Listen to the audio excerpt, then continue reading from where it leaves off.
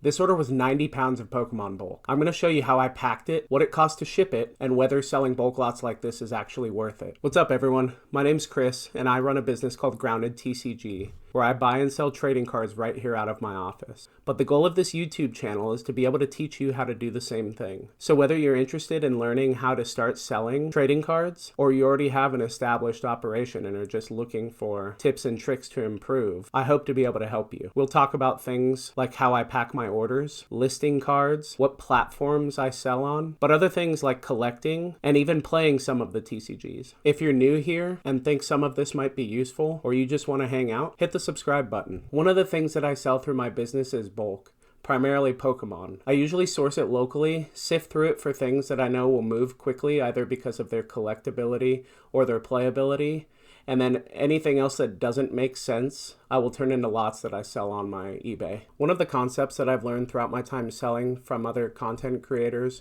is to not let things go out of stock. So I had finished packing all my orders and doing inventory for the night and decided it was time for bed. Not long after I got into bed, for whatever reason, I woke up to check my inventory one more time and realized that my bulk lots were running low on stock on eBay and had been selling well, and so I didn't want to let them run out of stock and lose that traction. In my sleepy haze, I added a quantity of 20 to my inventory, and when I woke up the next morning, someone had come through and purchased 19 of those lots, which normally wouldn't be a problem, but like I said before, my lots had been selling pretty well recently, so I didn't have a ton of pre-packaged lots ready to go out, but we'll come back to that. Now, I do my lots a few different ways, but in this particular instance, the lot that this person was buying was 1,000 common, uncommon, and rare cards. Thankfully, just a couple days prior, I had taken in about 100,000 cards worth of bulk from a couple different collectors that I know. But like I said previously, I like to sift through my bulk for the value first before I lot it out. So what did I do next? I started sifting, like my life depended on it. No, that's a little dramatic, but I had about 5,000 cards that were already sifted, so I was about 14,000 cards short. So I sifted and sifted and sifted until I reached a point where I was so sick of sifting that I just decided for the last few thousand that I needed to lot out, I would just send off without actually sifting through for the value. So at this point in the story, you might be asking yourself, all right, well, you got the cards. How the heck do you send off 19,000 bulk cards? Which is a fair question that I was also asking myself. So I started to think about how I had sent off lots before when I get orders for them. Typically it's 1 to 2,000 that I get orders for. And so what I'll do is I'll use an ETB as kind of my guide for how many cards I'm pulling, because an ETB fits roughly around 500. I think it's closer to 600, but I say just about 500 fit in an ETB. So what I did is I took this empty ETB, I would pack it full of about 500 cards, and then on this table behind me, with this saran wrap, I would wrap those 500 cards into bricks. That way I could easily pack them into the boxes that I was using to ship out, and it would keep them safe and secure and prevent them from moving around. If you haven't seen it yet, I posted a short the other day of a time lapse of me doing all of this, which is pretty funny to watch because the time lapse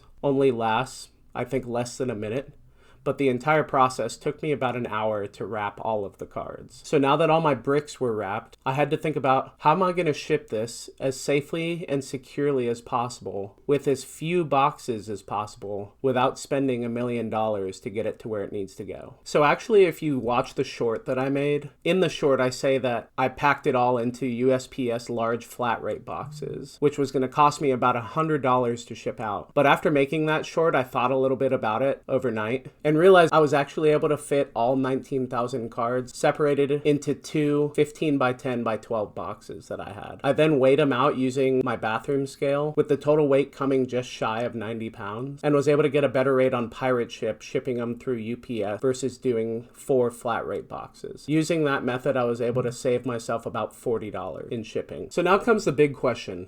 How much did I make and was it worth it? Well, let's take a look.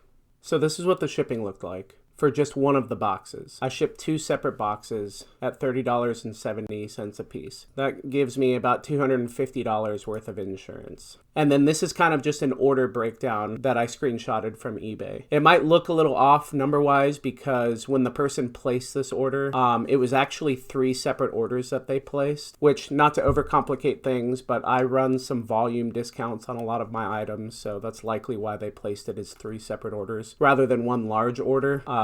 Shipping cost says 0, but that's because I did it through Pirate Ship rather than through eBay's platform. The sales tax that's collected, the transaction fees, and then my order earnings. And remember, this is just for one of the 3 orders that they placed. So if we jump into a Google spreadsheet, you can kind of see the breakdown a little better. The total revenue for all 3 of the orders that they placed was $549.31. This is kind of a rough estimate here, line 2, of what I paid as far as the actual inventory goes. That's kind of roughly what I pay for my bulk. And then line 3, you see the cost to ship. That's $61.40. That's for shipping both boxes. And then line 4 has the eBay fees and the taxes. And so my total net profit was about $151.37. That's after all of the fees, everything that I would pay for the inventory itself, and then the total cost to ship it.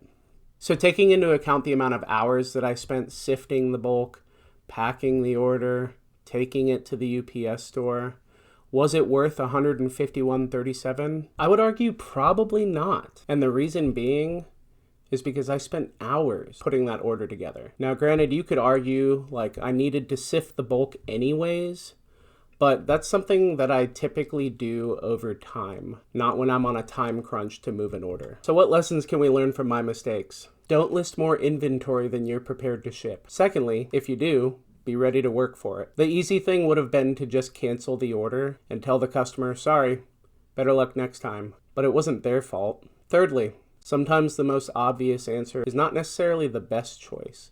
Like in my situation, I thought for sure large flat rate shipping with USPS was going to be the cheapest option to ship these cards out. Thankfully, I investigated that and figured out that I was wrong. Lastly, it's okay to make mistakes. We all do it. I'm by no means an expert, but I try and take responsibility when I screw up and make the best of it. Yeah, in hindsight, I blew a lot of time that I would have rather spent doing other things that I needed to get done. But on the bright side, I got a ton of bulk sifted, and I got a decent chunk of capital back on bulk that I wasn't expecting to turn so fast. If this video was helpful to you, or if you ran into a similar issue, leave a comment down below, and be sure to subscribe. I hope you all have a blessed week, and I'll see you next time.